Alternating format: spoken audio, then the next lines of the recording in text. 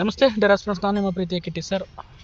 ನಾನು ಒಂದು ಮಾತು ಹೇಳಿದ್ದೆ ತುಂಬ ದಿನಗಳ ಹಿಂದೆ, ನೋಟಿಫಿಕೇಷನ್ ಆಗೋವರೆಗೂ ಕಾಯಬೇಡಿ, ಪ್ರಿಪ್ರೇಷನ್ನ ಸ್ಟಾರ್ಟ್ ಮಾಡ್ಕೊಂಡಿರಿ.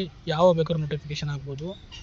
ನಿಮಗೆ ಒಂದ್ಸತಿ ನೋಟಿಫಿಕೇಷನ್ ಆಗಿ ಸ್ಟಾರ್ಟ್ ಆದರೆ ಓದೋಕ್ಕೆ ಟೈಮು ಸಿಗೋಲ್ಲ ಅಂತ. ಅದು ಎಸ್ಪೆಷಲಿ KEನವ್ರಿಗೆ ಕೊಟ್ಟೋರೋದ್ರಿಂದ ಇವರಂತೂ ಯಾವುದಕ್ಕೂ ತಲೆ ಕೆಡಿಸ್ಕೊಳಲ್ಲ. ಎಕ್ಸಾಮ್ ಡೇಟ್ ವಿತ್ ನೋಟಿಫಿಕೇಷನ್ ಮಾಡಿಬಿಡ್ತಾರೆ.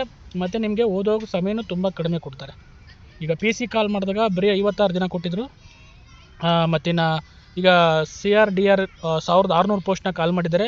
ಅಲ್ಲೂ ಸಹ ಏನಾಗುತ್ತೆ 77 ದಿನ ಏನೋ ಟೈಮ್ ಸಿಗುತ್ತೆ. ಅಂದರೆ ಸೆಪ್ಟೆಂಬರ್ 6ನೇ ತಾರೀಕಿನ ಎಕ್ಸಾಮ್ನ ಇಟ್ಟಿದ್ದಾರೆ. ತುಂಬ ಕಡಿಮೆ ಸಮಯ ಇದೆ. ಯಾರಿಗೆ ಅನುಕೂಲ ಆಗುತ್ತೆ ಅಂದರೆ, ಈಗ ಆಲ್ರೆಡಿ ಪ್ರಿಪ್ರೇಷನ್ ಮಾಡಿ ರೆಡಿ ಇರೋರಿಗೆ ಖಂಡಿತ ಇದು ಒಂದು ಗೋಲ್ಡನ್ ಆಪರ್ಚುನಿಟಿ. ನಿಮ್ಮ ಒಂದು ಸ್ಟಡೀಸ್ನ ಪ್ರೂವ್ ಮಾಡ್ಕೊಳಕ್ಕೆ ಮತ್ತು ಒಂದು ಜಾಬ್ ತೊಗೊಳಕ್ಕೆ. ಪೊಲೀಸ್ ಕಾನ್ಸ್ಟೇಬಲ್ ನೋಟಿಫಿಕೇಷನ್ ಅತಿ ಬೇಗ ಆಗುತ್ತೆ, ಬೇಗ ಮುಗಿಯುತ್ತೆ, ಬೇಗ ಆರ್ಡರ್ ಕಾಪಿ ಕೊಡ್ತಾರೆ, ನೀವು ಬೇಗ ಡ್ಯೂಟಿಗೆ ಜಾಯಿನ್ ಆಗ್ಬೋದು. ಯಾರಿಗೆ ತುಂಬ ಅವಶ್ಯಕತೆ ಇದೆ, ದುಡ್ಡಿನ ಅವಶ್ಯಕತೆ ಇದೆ, ಮನೆಯಲ್ಲಿ ಒಂದು ಗೌರ್ಮೆಂಟ್ ಜಾಬ್ ತೊಗೋಬೇಕು, ಬೇಗ ತೊಗೋಬೇಕು ಅಂತ ಯಾರು ಓದ್ತಾ ಇದ್ದೀರಾ ಅವ್ರಿಗೆಲ್ಲ ಇದು ಬೆಟರ್ ಆಪರ್ಚುನಿಟಿ. ಆದರೆ ತುಂಬ ವಿದ್ಯಾರ್ಥಿಗಳು ನೆಗ್ಲೆಕ್ಟ್ ಮಾಡ್ತಲೇ ಬಂದರು, ರೂಮರ್ಸ್ಗೆ ಬಲಿಯಾಗ್ತಾ ಬಂದರು. ಇನ್ನೂ ಲೇಟ್ ಆಗುತ್ತೆ ಅಂತೆಲ್ಲ ಅಂದ್ಕೊತಿದ್ರು. ಬಟ್ ಅಂಥ ಹುಡುಗರಿಗಂತೂ ತುಂಬ ಕಷ್ಟ ಆಗುತ್ತೆ. ಈಗ ತುಂಬ ವಿದ್ಯಾರ್ಥಿಗಳು ನನಗೆ ಫೋನ್ ಮಾಡ್ತಾರೆ, ಸರ್ ಈಗ ನಾನು ಕೋಚಿಂಗ್ ಹೋಗ್ಲಾ, ಈಗ ಮೆಂಟರ್ಶಿಪ್ ತೊಗೊಳ್ಳ, ಈಗ ಯಾವ ಪುಸ್ತಕ ತೊಗೊಳ್ಳಿ ಅಂತ ತುಂಬ ಕನ್ಫ್ಯೂಸ್ ಮಾಡ್ಕೊತಾ ಇದ್ದಾರೆ. ನಾನು ಹೇಳೋದು ನೋಡಿ, ಈಗ ನೀವು ಕೋಚಿಂಗ್ ಹೋಗ್ತೀನಿ ಅಂತಂದರೆ ಸ್ವಲ್ಪ ಕಷ್ಟನೇ. ಹೊಸ ಹುಡುಗರು ಹೇಳ್ತಾ ಇರೋದು. ಅಕಸ್ಮಾತ್ ಈಗ ಆಲ್ರೆಡಿ ಕೋಚಿಂಗ್ ಮಾಡಿರೋರು ಸುಮ್ಮನೆ ಕೂತ್ಕೊಂಡು ರಿವಿಷನ್ ಮಾಡಿ ಓದಿ. ಅಕಸ್ಮಾತ್ ಇನ್ನು ಮುಂದಿನ ಫ್ಯೂಚರ್ಗಳಿಗೆ ನೀವೇನಾದ್ರು ಟಾರ್ಗೆಟ್ ಮಾಡ್ತೀರಿ, ಮುಂದಿನ ಬರೋ ಎಕ್ಸಾಮ್ಸ್ಗೆ ಟಾರ್ಗೆಟ್ ಮಾಡ್ತಿದ್ರೆ ಹೋಗಿ ಒಂದು ಒಳ್ಳೆ ಬೆಸ್ಟ್ ಕೋಚಿಂಗ್ನ ಮಾಡ್ಕೊಳ್ಳಿ. ಅಕಸ್ಮಾತ್ ಕೋಚಿಂಗ್ ತೊಗೊಂಡಿದ್ದು ಏನಾದರೂ ರಿವಿಷನ್ ಕ್ಲಾಸಸ್ ನಿಮಗೆ ಬೇಕು ಅನಿಸಿದ್ರೆ ಮಾತ್ರ ತೊಗೊಳ್ಳಿ. ಇಲ್ಲಾಂತಂದರೆ ಖಂಡಿತ ನೀವು ನಿಮ್ಮ ಪ್ರಿಪ್ರೇಷನ್ನ, ನಿಮ್ಮ ಸೆಲ್ಫ್ ಸ್ಟಡಿನ ಮಾಡ್ಬೋದು. ಗೊತ್ತಾಗ್ತಿದೆಯಾ? ಈಗ ಫೋಕಸ್ ಮಾಡಬೇಕಾಗಿರೋದು ಎಕ್ಸಾಮ್ ಬಗ್ಗೆನೇ ಫೋಕಸ್ ಮಾಡಬೇಕು, ಬೇರೆ ವಿಚಾರಗಳ ಬಗ್ಗೆ ತಲೆ ಕೆಡಿಸ್ಕೋಬೇಡಿ. ಅರ್ಥ ಆಗ್ತಿದೆ? ಸಮಯ ತುಂಬ ಕಡಿಮೆ ಇದೆ. ಯಾರು ತುಂಬ ಜನ ಕೇಳ್ತಾರೆ, ಸರ್ ನಾನು ಅಲ್ಲಿ ಕೋಚಿಂಗ್ ತೊಗೊಂಡಿದ್ದೀನಿ, ಇಲ್ಲಿ ತೊಗೊಂಡಿದ್ದೆ ಅಲ್ಲಿ ತೊಗೊಳ್ಳ ಅಂತ. ನಾನು ನಿಮ್ಗೆ ತುಂಬ ರೆಫರ್ ಮಾಡೋದು, ತುಂಬ ಹೇಳೋದಂದರೆ, ಎಲ್ಲಿ ತೊಗೊಂಡಿದ್ರೆ ಅವ್ರ ಹತ್ರನೇ ಹೋಗಿ, ಒಬ್ಬರ ಹತ್ರ ಫಾಲೋ ಮಾಡಿ. ಯಾರನ್ನಾದರೂ ಫಾಲೋ ಮಾಡ್ತಾ ಇದ್ದೀರಾ ಅಥವಾ ಯಾರನ್ನಾದರೂ ಒಂದು ವಿಚಾರ ಫಾಲೋ ಮಾಡ್ತಿದ್ದೀರಾ, ಖಂಡಿತ ಅವ್ರನ್ನೇ ಕರೆಕ್ಟಾಗಿ ಫಾಲೋ ಮಾಡಿ. ಈಗ ಡೈವರ್ಷನ್ ಆಗೋದು ಬೇಡ. ಅಕಸ್ಮಾತ್ ಇನ್ನಾರು ಮುಂದಿನ ಪರೀಕ್ಷೆಗಳಿಗೆ ಟಾರ್ಗೆಟ್ ಮಾಡ್ತಿದ್ರೆ ಈಗಲೇ ಚೇಂಜ್ ಮಾಡಿಕೊಂಡು ಒಬ್ಬರನ್ನ ಮೆಂಟರ್ ಅಥವಾ ಒಂದು ಕೋಚಿಂಗ್ ಅಥವಾ ಒಂದು ಮೆಟೀರಿಯಲ್ನ ಚೂಸ್ ಮಾಡಿಕೊಂಡು ಕರೆಕ್ಟಾಗಿ ಓದೋಕ್ಕೆ ಸ್ಟಾರ್ಟ್ ಮಾಡಿ. ನಾನು ಯಾರ್ದು ಅಂತೇಳಿ ರೆಫರ್ ಮಾಡಲ್ಲ, ನಿಮ್ಗೆ ಯಾರಿಗೆ ಸರಿ ಅನಿಸುತ್ತೆ, ಯಾರು ಸರಿ ಹೇಳ್ತಿದ್ದಾರೆ ಅನಿಸುತ್ತೆ ಅವ್ರನ್ನ ಫಾಲೋ ಮಾಡಿ. ಗೊತ್ತಾಗ್ತಿದೆ? ಈಗ ನಿಮಗೆ ಎಲ್ಲ ಥರದ ಆಪರ್ಚುನಿಟೀಸ್ ಇರುತ್ತೆ, ಎಲ್ಲ ಥರದ ಅವಕಾಶಗಳಿದೆ. ಅರ್ಥ ಆಗ್ತಿದೆಯಾ? ಆಮೇಲೆ ಇನ್ನೊಂದು, ನನಗೆ ಸ್ವಲ್ಪ ಇತ್ತೀಚಿನ ದಿನಗಳಲ್ಲಿ ಸ್ವಲ್ಪ ಕೆಲಸ ಜಾಸ್ತಿ ಒತ್ತಡ ಆಗಿರೋದ್ರಿಂದ ನಾನು ಯಾವುದೇ ಥರದ್ದು ಕ್ಲಾಸಸ್ಗಳು ಮಾಡೋಕ್ಕಾಗ್ತಾಯಿಲ್ಲ, ಫ್ರೀ ಕ್ಲಾಸಸ್ ಮಾಡೋಕ್ಕಾಗ್ತಾಯಿಲ್ಲ. ತುಂಬ ಜನ ಕೇಳ್ತಾ ಇದ್ದಾರೆ, ಫ್ರೀ ಕ್ಲಾಸಸ್ ಮಾಡಿ ಸರ್, ಯೂಟ್ಯೂಬಲ್ಲಿ ಕ್ಲಾಸ್ ಮಾಡಿದ್ರೆ. ನಾನು ಇದೇ ವೀಡಿಯೋ ಮಾಡೋದೇ ತುಂಬ ಕಷ್ಟ ಆಗ್ತಾಯಿದೆ. ಹಾಗಾಗಿ ನಾನು ಒಂದಷ್ಟು ನಿಮಗೆ ಇನ್ಫಾರ್ಮೇಷನ್ ಅಥವಾ ಒಂದಷ್ಟು ಮೋಟಿವೇಶನ್ ಕೊಡ್ಬೋದು ಹೊರತು ಈಗ ಸದ್ಯದಲ್ಲಿ ಕ್ಲಾಸ್ ಮಾಡೋದು ತುಂಬ ಕಷ್ಟ ಆಗ್ತಾಯಿದೆ ನನಗೆ, ನನ್ನ ಒಂದು ಪರಿಸ್ಥಿತಿನಲ್ಲಿ. ಇದು ನನ್ನ ವಾಸ್ತವ ಸ್ಥಿತಿ. ಆಮೇಲೆ ತುಂಬ ಜನ ಏನು ಹೇಳ್ತಾ ಇದ್ದೀರಾ, ಟೈಮ್ ಕಮ್ಮಿ ಇದೆ, ಏನು ಮಾಡಬೇಕು ಸರ್ ಅಂತ ಹೇಳ್ತಿದ್ದಾರೆ. ಇದಕ್ಕೆ ಹೇಳೋದು, ಯಾವತ್ತೂ ಪ್ರಿಪ್ರೇಷನ್ನು ನೀವು ರೆಡಿ ಇರಬೇಕು. ನೋಟಿಫಿಕೇಷನ್ಗೋಸ್ಕರ ಕಾಯಬೇಡಿ. ನಾನು ಈಗಲೂ ಹೇಳ್ತಾ ಇದ್ದೀನಿ, PSI notification, ESI notification, high school teacher notifications ಆಗುತ್ತೆ. ಯಾವಾಗ ಅಂತ ಕಾಯಕ್ಕೆ ಹೋಗ್ಬಿಡಿ. ಆ ನೋಟಿಫಿಕೇಷನ್ಗೆ ತಕ್ಕದಂಥ ನಿಮ್ಮ ಏನು ಸ್ಕಿಲ್ಸ್ ಬೇಕು ಅದನ್ನ ಬೆಳೆಸ್ಕೊಳ್ಳಿ. ಎಸ್ಸೆ ರೈಟಿಂಗ್ ಇರೋ, ಟ್ರಾನ್ಸ್ಲೇಷನು, ಪ್ರೆಸೆ ರೈಟಿಂಗು, ಅಥವಾ ಇನ್ನೇನೇ ಬೇರೆ ಥರದ್ದು. ಈಗ HSR GSTR ಕರೆದಾಗ ಬೇಸಿಕ್ಸ್ ಬುಕ್ಸ್ನ ಚೆನ್ನಾಗಿ ಓದ್ಕೊಳ್ಳಿ, ಹೈಸ್ಕೂಲ್ ಬುಕ್ಸ್ನ ಚೆನ್ನಾಗಿ ಓದ್ಕೊಳ್ಳಿ. ಯಾಕೆಂದರೆ PSTR HSTR GSTRನಲ್ಲಿ ಜಾಸ್ತಿ ಕ್ವಶನ್ಸ್ ಬರೋದು ಬೇಸಿಕ್ಸ್ ಬುಕ್ಕಿಂದ, ಡೈರೆಕ್ಟ್ ಕ್ವಶನ್ಸ್ನ ಕೇಳ್ತಾರೆ. ಆಮೇಲೆ ಇನ್ನು PSIಲಿ ಆನ್ಸರ್ ರೈಟಿಂಗ್ ಪ್ರಾಕ್ಟೀಸ್ ಮಾಡಿ. ತುಂಬ ಜನ ಈಗ PSI ನೋಟಿಫಿಕೇಷನ್ಗೆ ಹೇಳ್ತೀನಿ ಅಂದರೆ ತುಂಬ ಕಡಿಮೆ ಟೈಮ್ ಸಿಗುತ್ತೆ. ESIಗೂ ಅಷ್ಟೇ. ESI ಆಲ್ರೆಡಿ KPSCನಲ್ಲಿ ಅಪ್ರೂವಲ್ ಆಗಿ ನೋಟಿಫಿಕೇಷನ್ ಅದು ರೆಡಿ ಆಗ್ತಿದೆ, ಅದಕ್ಕೂ ತುಂಬ ಟೈಮ್ ಕಡಿಮೆ ಸಿಗುತ್ತೆ. ಹಾಗಾಗಿ ನೀವು ಯಾವುದಕ್ಕೂ ತಲೆ ಕೆಡಿಸ್ಕೊಂಡಂಗೆ ಸ್ಟಡೀಸ್ ಮಾಡಿ. ಈ 1 ವರ್ಷ 2 ವರ್ಷ ನಿಮ್ಮ ಚಾಲೆಂಜಿಂಗ್ ಲೈಫ್ ಇದೆ. ಗೊತ್ತಾಗ್ತಿದೆಯಾ? ಕರೆಕ್ಟಾಗಿ ಕೂತ್ಕೊಂಡು ಓದಿದ್ರೆ ಯಾವುದು ಜಾಬ್ ನಿಮ್ಮ ಕೆಪಬಿಲಿಟಿ ತಕ್ಕಂಗೆ ನಿಮಗೆ ಜಾಬು ಖಂಡಿತ ಸಿಗುತ್ತೆ. ಗೊತ್ತಾಗ್ತಿದೆಯಾ? ಇನ್ನು ಸರ್ ತುಂಬ ಜನ ಮೆಂಟರ್ಶಿಪ್ ಬಗ್ಗೆ ಕೇಳ್ತಾ ಇದ್ದೀರಾ. ನಾನು ಹೇಳ್ತಾ ಇದ್ದೀನಲ್ಲ, ತುಂಬ ಟೈಮ್ ಕಡಿಮೆ ಇರೋದ್ರಿಂದ ನಾನು ಸೆಲೆಕ್ಟೆಡ್ ಕ್ಯಾಂಡಿಡೇಟ್ಸ್ಗೆ ಮಾತ್ರ ಒಂದಷ್ಟು ಜನಕ್ಕೆ ಪರ್ಸ್ನಲಾಗಿ ಗೈಡ್ ಮಾಡ್ತಾಯಿದ್ದೀನಿ.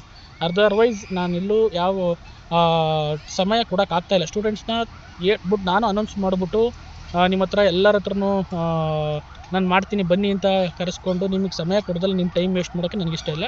ನನಗೆ ಸಿಗ್ತಿರೋದು ತುಂಬ ಕಡಿಮೆ ಸಮಯ. ಅದರಲ್ಲಿ ಒಂದು 50 ಜನಕ್ಕೆ ನಾನು ಮೆಂಟರ್ಶಿಪ್ ಮಾಡ್ತಾಯಿದ್ದೀನಿ, ಅದು ನಡೀತಾ ಇದೆ. ಗೊತ್ತಾಗ್ತಿದೆ? ಅವ್ರನ್ನ PSI ಮತ್ತು ESIಗೆ ಪ್ರಿಪ್ರೇಷನ್ ಮಾಡಿಸ್ತಾ ಇದ್ದೀವಿ. ಅದು ಆನ್ಗೋಯಿಂಗ್ ಪ್ರೋಸೆಸ್ ಇದೆ. ಯಾಕೆಂತಂದರೆ ಫಸ್ಟ್ ಆದಮೇಲೆ ಸೆಕೆಂಡ್ ಪೇಪರಿಗೆ ಜಂಪ್ ಆಗೋದು ನಾವು. ಹಾಗಾಗಿ ಆ ಹುಡುಗರು ಅದನ್ನು ಫೋಕಸ್ ಮಾಡ್ತಾಯಿದ್ದಾರೆ. 30 to 35 40 ಮಾರ್ಕ್ಸ್ ತೆಗೆಯೋ ರೀತಿ ಏನೇನು ಮಾಡಬೇಕು ಅನ್ನೋದನ್ನ ಮಾಡ್ತಾಯಿದ್ದೀವಿ. ಮತ್ತು ಒಂದಷ್ಟು ಜನ KSಗೆ ಪ್ರಿಪ್ರೇಷನ್ ಮಾಡ್ತಾಯಿದ್ದಾರೆ, ಅವ್ರಿಗೂ ಸಹ ಪ್ರತಿದಿನ ಮೆಂಟರ್ಶಿಪ್ ಮಾಡ್ತಾಯಿದ್ದೀವಿ. ಇದು ಈಗ ಸದ್ಯಕ್ಕೆ ತುಂಬ ಎಲ್ಲರಿಗೂ ಟೈಮ್ ಕೊಟ್ಟು ಮಾಡೋಕ್ಕಾಗ್ತಿಲ್ಲ. ಯಾಕೆಂದರೆ ಈಗ ನಿಮಗೆ ಕನ್ಫ್ಯೂಸ್ ಮಾಡೋಕ್ಕೂ ನನಗೂ ಇಷ್ಟ ಇಲ್ಲ. ಈಗ ನೋಟಿಫಿಕೇಷನ್ ಆಗಿದೆ, ನೀವು ಯಾರ ಹತ್ರನೋ ಒಂದು ಕೋಚಿಂಗ್ ಹೋಗಿರ್ತೀರಾ, ಯಾರ ಹತ್ರನೋ ಒಂದು ಮೆಂಟರ್ಶಿಪ್ ತೊಗೊಂಡಿರ್ತೀರಾ, ಅಥವಾ ಯಾರ ಹತ್ರನೋ ಯಾವುದೋ ಒಂದು ಪುಸ್ತಕ ಓದ್ತಿರ್ತೀರ. ನಾನು ನಿಮಗೀಗ ಅದನ್ನು ಡೈವರ್ಟ್ ಮಾಡೋಕ್ಕೆ ನನಗೆ ಇಷ್ಟ ಇಲ್ಲ. ಅದಕ್ಕೆ ಹೇಳ್ತಾ ಇದ್ದೀನಿ, ಕೂತ್ಕೊಂಡು ಚೆನ್ನಾಗೇ ಪ್ರಿಪ್ರೇಷನ್ ಮಾಡಿ. ಗೊತ್ತಾಗ್ತಿದೆಯಾ? ಇನ್ನೊಂದು, ತುಂಬ ಜನ ಬುಕ್ಸ್ ಬಗ್ಗೆ ಕೇಳ್ತಾ ಇದ್ರಿ. ನನ್ನ ಪುಸ್ತಕ ಹೇಳ್ತಾ ಇದ್ದೀನಿ, ಆದರೆ ಅದು ಸಾಧ್ಯ ಆಗ್ತಾ ಇಲ್ಲ. ತುಂಬ ಟೈಮ್ ತೊಗೊತಿದ್ದೀನಿ. ಯಾಕೆಂತಂದರೆ ಒಂದು ಕ್ವಾಲಿಟಿ ಕೊಡಬೇಕು. ಒಂದು ಸುಮ್ಮನೆ ನಾನು ಪುಸ್ತಕ ಮಾರ್ಕೆಟಿಗೆ ಬಿಟ್ಬಿಟ್ಟು ಏನು ಸಂತೆಗೆ 3 ಮೊಳ ನೇಯೋದು ಅಂತಾರಲ್ಲ, ಆ ತಕ್ಷಣಕ್ಕೆ ಮಾರ್ಕೆಟಲ್ಲಿ ಈಗ PC ಕಾಲೈತೆ, PCಗೆ ಒಂದು ಬುಕ್ ಬಿಡೋದು, PSI ಕಾಲೈತೆ, PSIಗೆ ಒಂದು ಬುಕ್ ಬಿಡ್ಬಾರ್ದು, ESI ಕಾಲೈತೆ, ESI ಟ್ಯಾಗ್ಲ್ ಹಾಕೋದು, ಬುಕ್ ಬಿಡೋದು, ಇನ್ನೊಂದು ಯಾವುದೋ ಕಾಲ ಆಯಿತಾ ಅದಕ್ಕೆ ಬುಕ್ ಬಿಡೋದು. ಇದು ಈಗ ಮಾಡಿ ಏನಾಗುತ್ತೆ, ಹುಡುಗರು ಆ ಅಟ್ರಾಕ್ಷನ್ಗೆ ಹೋಗ್ತಾರೆ, ಆ ಬುಕ್ನ ಓದ್ತಾರೆ, ಅದರಲ್ಲಿ ಏನು ಕ್ವಾಲಿಟಿ ಮೆಟೀರಿಯಲ್ ಇರಲ್ಲ. ಏನಾಗುತ್ತೆ, ಮತ್ತೆ ನೀವು ಫೇಲ್ ಆಗ್ತೀರ. ನನಗೆ ಅದನ್ನು ಮಾಡೋಕ್ಕೆ ಇಷ್ಟ ಇಲ್ಲ. ನನ್ನ ಬುಕ್ ಬಿಟ್ರೂ ಅದೊಂದು ಕ್ವಾಲಿಟಿ ಇರಬೇಕು. ಅದರಿಂದ ಎಕ್ಸಾಮ್ಸ್ನ ಫೋಕಸ್ ಮಾಡೋಂಗಿರಬೇಕು. ಎಲ್ಲದಕ್ಕೂ ಒಂದು ಬೇಸಿಕ್ ಫೌಂಡೇಶನ್ ಥರ ಇರಬೇಕು. ಅದಕ್ಕೋಸ್ಕರ ತುಂಬ ಟೈಮ್ ತೊಗೊತಿದ್ದೀನಿ. ಅದನ್ನು ಸ್ಟಾರ್ಟ್ ಮಾಡಿನೇ 6 ವರ್ಷ ಆಯಿತು, ಬಟ್ ಇನ್ನೂ ಅದು ಕನ್ಕ್ಲೂಡ್ ಆಗ್ತಾ ಇಲ್ಲ. ಅದು ಇನ್ನೂ ಗೊತ್ತಿಲ್ಲ ಯಾವಾಗ ಆಗುತ್ತೆ ಅಂತ. ನೀವು ದಯವಿಟ್ಟು ಅದನ್ನು ಜಾಸ್ತಿ ಫೋರ್ಸ್ ಮಾಡಬೇಡಿ. ನಾನು ನಿಮ್ಮ ಅವಶ್ಯಕತೆಗೆ ಅಥವಾ ಅರ್ಜೆನ್ಸಿಗೆ ನಾನಂತೂ ಕಾಂಪ್ರಮೈಸ್ ಆಗೋಲ್ಲ. ನೀವು ಎಷ್ಟೇ ಸ್ಟೂಡೆಂಟ್ಸು ನನಗೆ ಪ್ರೆಷರ್ ಹಾಕಿದ್ರೂ ಆಗಲ್ಲ. ನಮ್ಮ ರಾಥೋಡ್ ಆಗಿರ್ಬೋದು, ನಮ್ಮ ಫ್ರೆಂಡ್ಸ್ಗಳು ತುಂಬ ಜನ ನನಗೆ ಬುಕ್ ಬರಿ ತುಂಬ ದಿನ ಹೇಳ್ತಾರೆ. ಬಟ್ ಆದರೆ ನಾನು ಆ ಯೋಗ್ಯತೆನ ಸಂಪಾದನೆ ಮಾಡಿದ ಮೇಲೇ ಬರೀಬೇಕು ಅಂತ ಡಿಸೈಡ್ ಮಾಡಿದ್ದೆ ನಾನು. ಗೊತ್ತಾಗ್ತಿದೆಯಾ? ಅಂತಂದರೆ ನಮಗೆ ಎಕ್ಸ್ಪೀರಿಯನ್ಸ್ ಇರಬೇಕು. ಆ ಫೀಲ್ಡಲ್ಲಿ ಸಿಕ್ಕಾಪಟ್ಟೆ ಎಕ್ಸ್ಪೀರಿಯನ್ಸ್ ಇದ್ದಂಗೆ ಮಾತ್ರ ಬರೀಬೇಕಾಗತ್ತೆ. ಸುಮ್ಮನೆ ಹುಡುಗರನ್ನ ಮಾರ್ಕೆಟಿಂಗ್ ಮಾಡಿ ದಾರಿ ತಪ್ಪಿಸೋದು ನನ್ನ ಉದ್ದೇಶ ಅಲ್ಲ. ನನಗೆ ಅದರದ್ದು ಅವಶ್ಯಕತೆಯೂ ಇಲ್ಲ. ನಾನು ಇದು ನೇರವಾಗಿ ಹೇಳ್ತೀನಿ. ನೀವು ಇದಕ್ಕೆ ಏನಾದರೂ ಅಂದ್ಕೊಳ್ಳಿ, ಅಥವಾ ಹಂಗೆ ಬಿಡೋಂಗಿದ್ರೆ ನಾನು ವರ್ಷಕ್ಕೊಂದು ಬುಕ್ ಬಿಡ್ಬೋದಾಯಿತು. ನನ್ನ ಕೋಚಿಂಗ್ ಅಥವಾ ನಾನು ಮೆಂಟರ್ಶಿಪ್ ಮಾಡೋಕ್ಕೆ ಗೈಡೆನ್ಸ್ ಸ್ಟಾರ್ಟ್ ಮಾಡಿನೇ ನಾನು ಒಂದು 6 ರಿಂದ 7 ವರ್ಷ ಆಯಿತು. ಗೊತ್ತಾಗ್ತಿದೆ. ಹಾಗಾಗಿ ಈಗ ಅದರದ್ದು ಅವಶ್ಯಕತೆ ಇಲ್ಲ. ಯಾವಾಗ ಅದರದ್ದು ಅವಶ್ಯಕತೆ ಬರುತ್ತೋ ಅವಾಗ ಖಂಡಿತ ಅದರದ್ದು ನಿಮಗೆ ಮೌಲ್ಯ ಗೊತ್ತಾಗುತ್ತೆ. ಎಕ್ಸಾಂಪಲ್, ನಮ್ಮ ಪ್ರಬಂಧ ಬುಕ್ ಬರೆಯೋಕ್ಕೆ 2 ಇಯರ್ಸ್ 3 ಇಯರ್ಸ್ ತೊಗೊಂಡ್ವಿ. ಯಾಕೆಂತಂದರೆ ಒಂದು ಪ್ರಬಂಧನ ಯಾವ ರೀತಿ ರೆಡಿ ಮಾಡಬೇಕು ಅನ್ನೋದು ಮಾಡೋಕ್ಕೇ ಸಮಯ ಬೇಕು.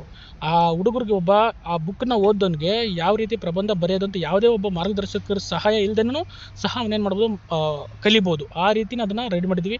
ಜೊತೆಗೆ ಎಕ್ಸ್ಪೀರಿಯೆನ್ಸ್, ನಮ್ಮ RTI ಕಾಪಿಗಳು, ನನ್ನ ಫ್ರೆಂಡ್ಸ್ನ RTI ಕಾಪಿಗಳು, ಆಮೇಲೆ ಅಲ್ಲಿ ಮಾಡೆಲ್ ಕ್ವಶನ್ ಪೇಪರ್ಸ್ಗಳು, ಮಾಡೆಲ್ ಆನ್ಸರ್ ರೈಟಿಂಗ್ಸ್ಗಳನ್ನ ನಾನು ಕೊಟ್ಟಿದ್ದೀನಿ. ಯಾಕೆಂದರೆ ನಿಮ್ಗೆ ಗೊತ್ತಾಗಬೇಕು ಯಾವ ರೀತಿ ಇರುತ್ತೆ ರಿಯಾಲಿಟಿ ಒಂದು ಪ್ರಬಂಧದ ಬಗ್ಗೆ ಸಂಪೂರ್ಣವಾದ ಮಾಹಿತಿನ ಕೊಡಬೇಕು ಅನ್ನೋದು ಉದ್ದೇಶ. ಅದನ್ನು ತುಂಬ ಜನ ಕಮೆಂಟು ಮಾಡಿದ್ರು, ಇವನು PSI ಬರೆದಿರೋದನ್ನ ನಾವೇ KSಗೆ ಹೋದವರು ಓದಬೇಕು, UPSCಗೆ ಹೋದವರು ಓದಬೇಕು ಅಂತ ತುಂಬ ಜನ ಕಮೆಂಟ್ ಮಾಡಿದ್ರು. I am not bother. ಗೊತ್ತಾಯ್ತು, ನನ್ನ ಪುಸ್ತಕದಿಂದ ಒಬ್ಬ ಸ್ಟೂಡೆಂಟ್ಸ್ಗೆ ಹೆಲ್ಪ್ ಆದರೆ ನನಗದೇ ಖುಷಿ. ನಾನು ಎಕ್ಸಾಮ್ ಪಾಸ್ ಆಗಿಲ್ದಲೇ ಇರ್ಬೋದು, ಅದಕ್ಕೆ 100 ಕಾರಣಗಳಿರುತ್ತೆ. ಆದರೆ ಆ ಪುಸ್ತಕದ ಮೌಲ್ಯ, ಆ ಪುಸ್ತಕಕ್ಕೆ ಹಾಕಿರೋ ಶ್ರಮ ಇದೆಯಲ್ಲ, ಎಫರ್ಟ್ ಇದೆಯಲ್ಲ, ಅದಕ್ಕೆ ಮೌಲ್ಯ ಬಂದೇ ಬರುತ್ತೆ. ಒಂದಿನ ಬಂದೇ ಬರುತ್ತೆ. ಅದ್ರ ಮೇಲೆ ನಂಗೆ ನೆನಪಿದೆ.